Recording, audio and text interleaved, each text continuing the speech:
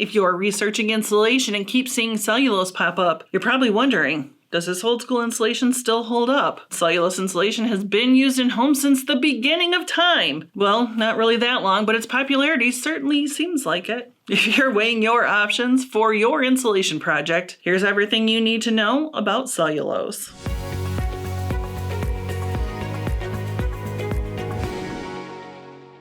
So what even is cellulose? It's a fiber-based insulation. It's typically blown into existing wall cavities, attics, and floors, and it's made from recycled newspaper or even denim, which I thought was pretty dope. Cellulose became really popular in the 1950s because some manufacturers started adding a fire retardant to the material. This added a level of safeness and comfort for homeowners that wasn't really offered by other insulation options at the time. Now, a key characteristic of cellulose insulation is that it conforms well to irregular spaces when it's first installed. So what is cellulose made of? The composition is about 75 to 85% recycled paper, denim, and the other 15%-ish is chemical treatment. Now, why are these chemicals added? It's for fire resistance, pest deterrence, mold resistance, things like that. And there is one installation note on this, and that's that in some applications, moisture is added to the material during the install process. Now let's talk a little bit about cellulose in general, and we're going to tackle application methods first. There's loose fill in attics,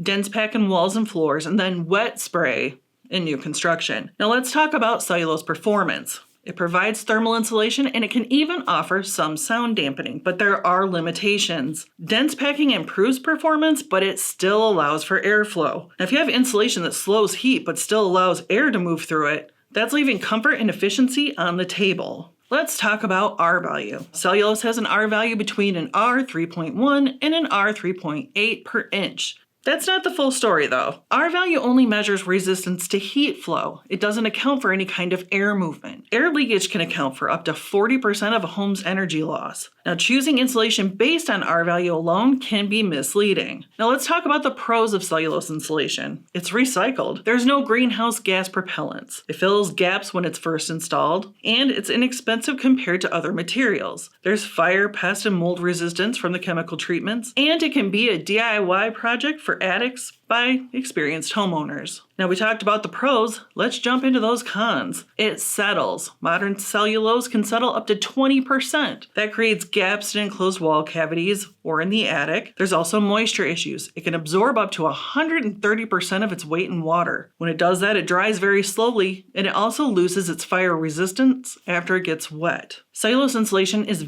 very messy.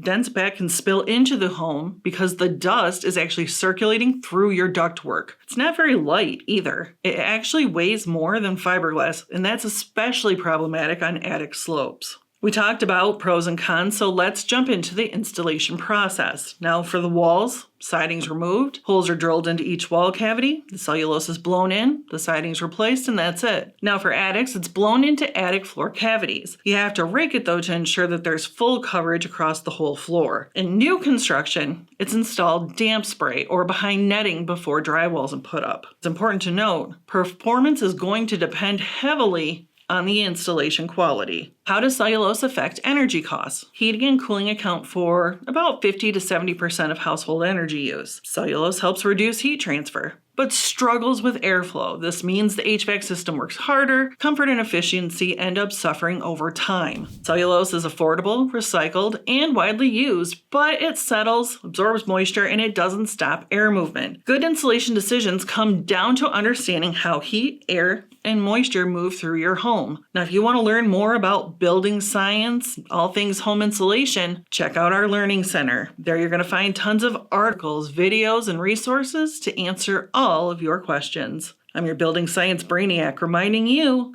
to bring a little science to every project.